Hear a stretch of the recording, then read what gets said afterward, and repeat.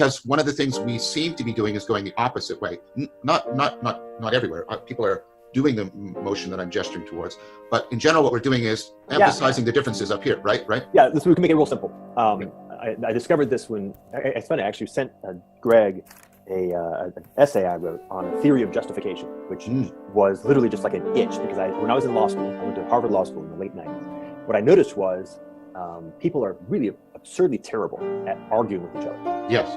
Conversation, two people ostensibly well-educated, smart people having a conversation. If I just paid attention to the conversation, it was obvious that effectively if I went 2 levels down in their language, right, the semantic models that they were using, the meanings of the words that they were using, and to some sense the values and the grounding of what those words were, the dispute was happening here, but they were fighting up here, up there, and there's 0% chance that this is going to do anything. Right? It's just right.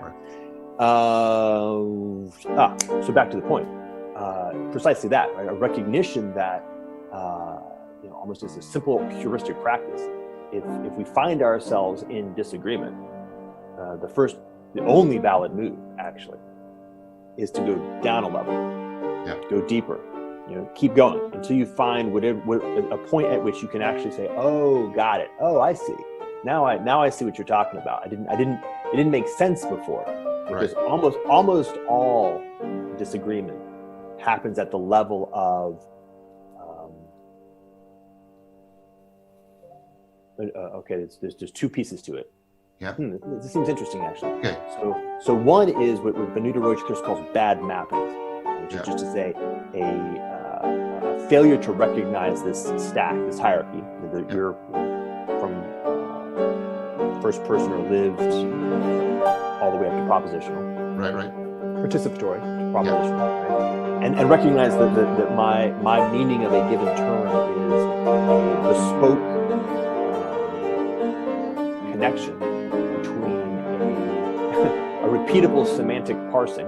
I hear the word dog enough times that I begin to think that it's the same thing every time I hear it.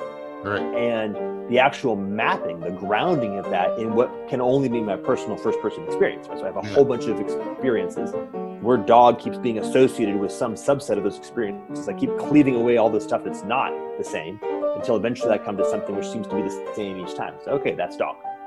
But you've obviously got a very different experience, right? So there's going to be inevitable mapping distinctions, right? The word dog for you means something different than the word dog for me irrevocably, but there's also a commonality, right? So that's one is just straight up mapping errors. And so most arguments, and it's frustrating when we do experience it because it's such a silly error, but it's difficult for people in the contemporary environment to grasp, just require you to stop and say, oh, wait a minute, we probably have a mapping error. Let's slow down and go down the levels until we find it.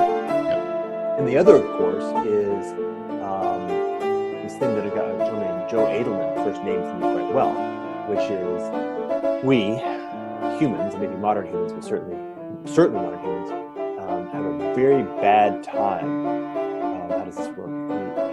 So you've got what you think you want, or the way you name what you want, and what you need, or what you care about. Right? Yeah, we conflate them all over the place. And we get even like the simplest example is quite often. I remember when I was fasting at a certain point.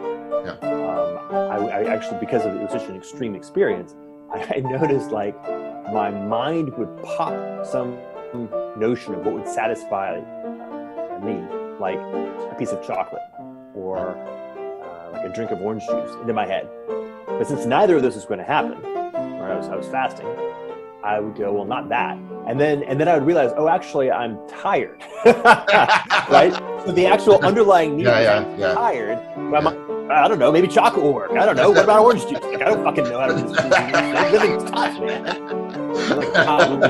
We really do actually have a really hard time connecting. And if you shift it from like that simple first-person experience way of describing it, say at the bottom are something like let's go back to our previous language. It's like our heterogeneous felt sense of where we are, what our current state is, and all the distinct aspects of self kind of sending in basically a status report.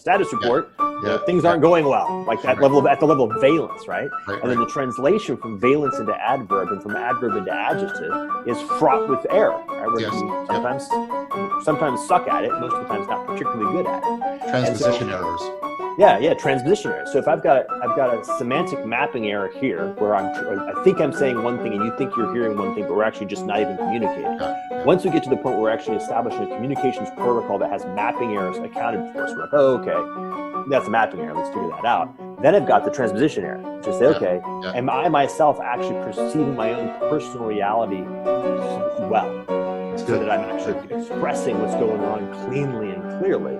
And by the way, probably not. So just be mindful of that and go slowly enough that we can actually notice where it's not happening. It is happening. Anyway, sorry. I think No, you didn't. That was good. The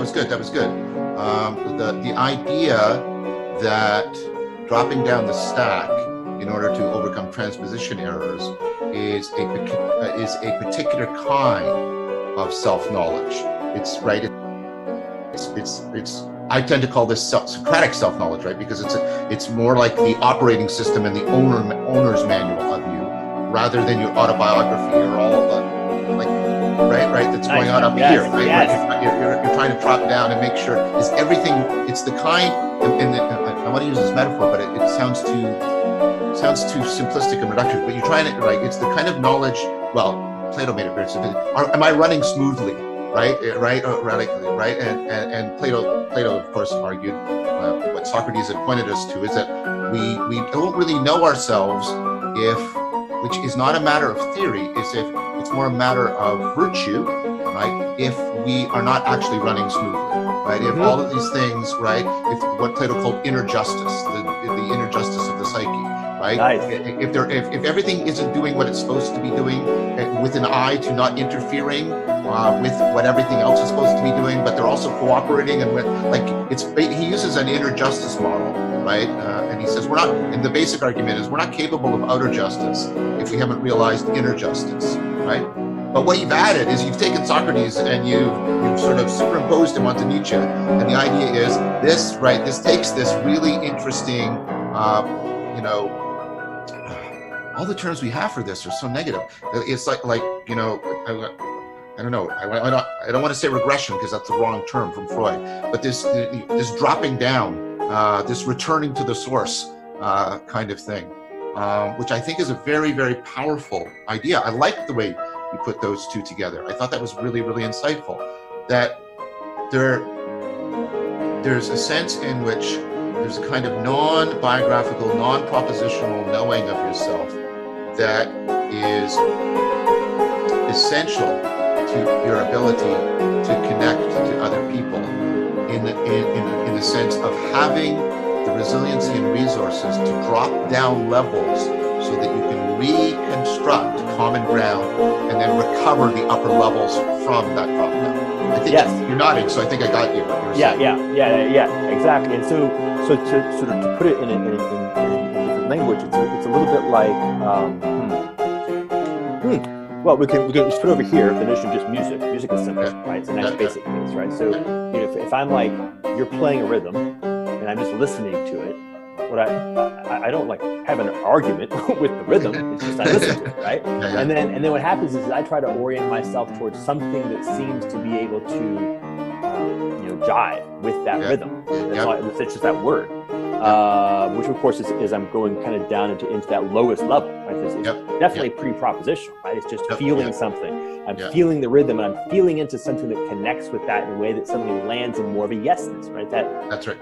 That valence, like I feel mental valence. That's not right. That ain't it. Oh wait, okay, there we are. Click. The notion of practice, right? I'm modifying something. It's shifting. Who knows what? I don't even care what it is when I'm shifting because I'm not paying attention to that. I know that something is shifting, and there's an orientation towards more yesness. Click. Okay, cool.